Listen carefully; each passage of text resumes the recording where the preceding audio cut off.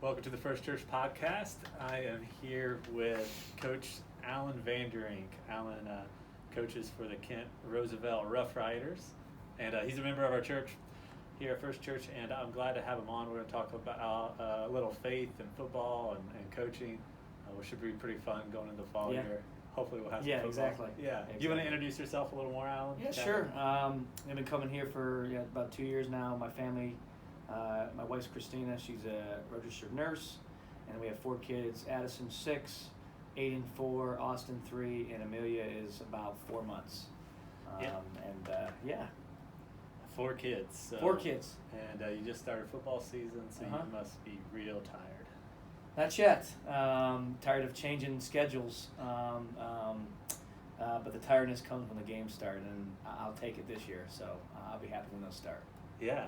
I bet you're real excited. So what we're hoping to do in this podcast is talk about your faith, about football, about how kind of your faith and football or coaching intersect a little bit. And, so we should have some fun with that. What got you into football to begin with? It goes all the way back, and I think you asked me the other day, when's my last fall without football? I said, well, I was in 3rd grade because I started playing football in 4th grade. And I think I gave a testimony on Mother's Day, actually. I wanted to play football, and, my dad played football. Football's always big in our family, watching the Buckeyes and stuff. It's always been big, but I don't know when it clicked that I wanted to play, but it was my 4th grade year, and we didn't have football where I was living, and so my mom, she's like, well, then we'll start it. So my mom started it from ground zero, and it just kind of took off from there. I played it, 4th grade until I was, 22 years old. So, was that, 4th grade was about 8 years old. So, and obviously still coaching it. So I haven't had a fall without football in 20 some odd years, So hopefully this year doesn't end that streak. So it's always been a huge part of our family. My mom and dad, have been Buckeye fans, big Browns fans. So it's always been in our family. My uncle played. My uncle and my dad played on the same team. So it's just always been a big deal to our family. Yeah, that's awesome, and I love that your mom started the Pee Wee Football League. Or she did. Yeah. She was the president of it for a long time. She's organized and driven, and she just. Yeah, I remember the head coach I played for, and he was still the head coach when I started at youth, and I remember the story my mom telling me, like, when she met him, he was like, you started youth football? Like, you? Yeah. And she's like, yeah, I did. That's just kind of how she is. She just, it's a cool thing, for that. And my dad coached me all the way through, probably till junior high. So it's just always been a big deal to us. Yeah, man, that's awesome. And one of the things that you didn't mention, and I didn't mention at the front end of the podcast, and probably should have, is that you played for Kent State. Mm-hmm. So you played Division I football. Yeah. Had a scholarship to Kent State and got to play there. What was that like? Cool experience. Obviously, me being a coach now, I tell kids, you played college football, that you can speak on this too. The relationships you build, and I got some unique stories, but that's cool. The connections you'll never get. And then the other thing as a student, you got extra tutors, you got extra eyes on you, you got extra thing. It's good. Mm-hmm. Like, it's all good things. So no matter for Division I, which is a small percentage of us, Division II, small percentage, right? But if you can go play and you want to go play, I don't care the level. You're going to get something out of it. You're going to get in a relationship that can better you throughout your whole life, a connection that might better you through your whole life. So that's what I got out of most of it. Obviously, playing against some of the top athletes in the world, competing against Ohio States, Alabama's, Penn State's, Iowa State. That's a cool experience, going to play at those venues, seeing those places. You see them on TV, but to go and play there and experience that's always, again, experiences that I can, tell people. But it was cool. Challenging, but very good, very rewarding. And obviously, as I get into the podcast here, it was a life changer for me going there. I had other scholarship offers to go other places, and it was the Lord leading me there, even though I didn't know the Lord at the time. Because I could have went to Akron, some other MAC schools, but I just thought that was the place I needed to go. So just great experiences, great relationships. I still continue to this day. Can lean on a lot of my coaches still and ask either football questions, faith questions to them. So it's just a really huge part of my life. Yeah, yeah. Let's talk a little bit about that. I may come back to some football experiences, but talk about when you came to faith or started to really take your faith serious. You got a kind of cool story.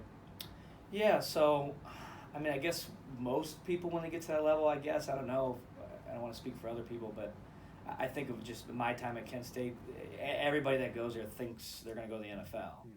And, I was naive to think that probably. I played some, as a freshman, I played a lot and things, so I guess you can think that if you got guys that played, after you or before you that were going and you're right in there in the mix of them, you can say, okay, that could be me.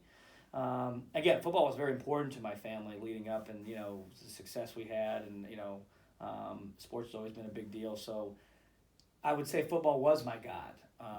It was never like overly unhealthy, but it was something that really drove me, which got me to where I was. But so started as a freshman, started as a sophomore, and going into my junior year, again it's kind of an odd story. They moved my position from slot receiver, which I started, 20 some odd games in a row, to running back, which, again, to this day I don't know why. That we had really good running backs there. So it just really didn't make sense to me. But anyways, I just did what I was supposed to do and was asked to do. But just, so just remember going through camp and just, I had back issues and actually that winter, so leading into my junior year, that winter, a couple of my teammates and I were on our way to workouts, and it was a very snowy morning, and colleges don't shut down, especially when you have workouts at 5 or 6 a.m. They're not shut down that early. So the roads were very slick, and we were late, and our strength coach at the time was very drill sergeant-esque. Like, if you're a second late, you're really paying for it. So we were going a little too fast, and we got in a wreck. And I was in the back seat, not strapped in, and my teammate had a Land Rover, and I broke through the glass, but like what stopped me from going out of the car, and it was not the hubcap, I don't know what you would call it, but it stopped me cold. Again, probably saved my life potentially, because I know we were in some woods, so I don't know what would have happened, but that started my back having issues. But I really started experiencing that junior year, switching to running back. As you know, you're taking more hits than that receiver, and I just remember one practice taking a hit, and I was very stiff, had pain down my leg, but I just kept practicing. It was just, I felt like I was fighting for my job, and at that time I'm fighting for my idol and fighting for my NFL career. So I didn't say anything until like one morning I really just couldn't even get up straight, and I had to tell the trainers, and make a long story short, I got tests and stuff, and I have 3 fractured in my vertebrae, my lower back. So it was like, at that time, I'm like, okay, it's no big deal, it's a fracture, but you can't just fix that. I mean, you do surgery, but your career and the doctor, I mean, this is where kind of I was at rock bottom. And again, it's as sad as it is, but it just was rock bottom for me, sitting there, my mom and dad in the training room, okay, my head coach right there, and the team doctor saying, look, you're probably not going to be able to come back from this. I remember him telling me that, and I was like, I started to cry. I'm like, holy crap, I'm crying in front of everybody. You know what I mean? That's when it hit me for the first time. Like, man, I might be done. I tried to come back. It just never could happen. So that's where it kind of started with me. So I'm basically rock bottom in terms of just, who am I? My identity was in this, I'm a good person, but like, what am I without this? And what are people going to think of me back home without football? Yeah. Like, who am I? So I remember laying down in the training room, because at that time I couldn't really do much. I was just laying down in the training room, and our coach at Kent State was a believer. Obviously, I didn't know at the time, but he was a believer, and he had some campus ministers at practice every day. Again, I don't know these people, but I'm laying in there by myself, and one of our campus ministers walks into the training room to just check on me. I didn't know who the guys. I'm surprised he knew my name, but introduced himself, and huge guy. He's like 6'5", huge guy. Played college basketball years ago, and he handed me a book, and I hated reading, by Tony Dungy, called Uncommon. I think I have it somewhere behind I'm sure you. I mean, it's fantastic. I mean, obviously, I've read all of his books now, but he gave me the book, and he just was there for me, and just and I honestly, I read the book, and then it just started. He planted the seed, and I started meeting with him, And, and I was struggling, obviously, and I'm basically having the conversation like, hey, I don't know who I am. And he introduced Jesus to me and who Christ is. And, growing up, it wasn't like it was a foreign language to me, but it wasn't anything that we modeled at home. We were a good moral home, but not a Christian home. And, it was what I needed to lose football. Because I don't know if I would have, again, NFL is kind of eye-rolling to think about, but whatever.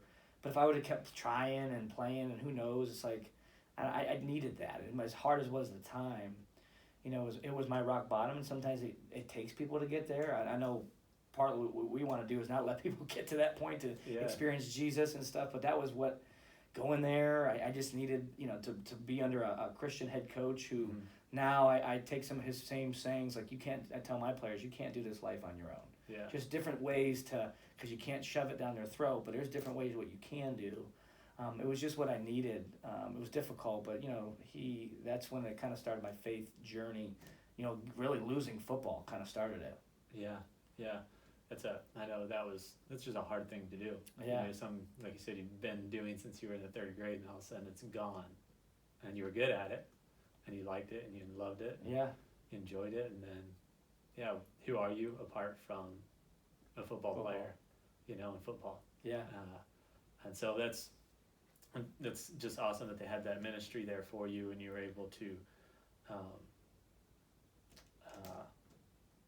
be impacted by that in the way that you were. And so you had that experience where you kind of came to faith through being at rock bottom, which is not uncommon at all, right? And trying to figure out like who you are and all of those sorts of things, and knew, all right, your football career as far as a player is pretty much over once you jack up your back. I mean, it's hard to play with bad back. Like you don't have knees or a back. Like football is pretty much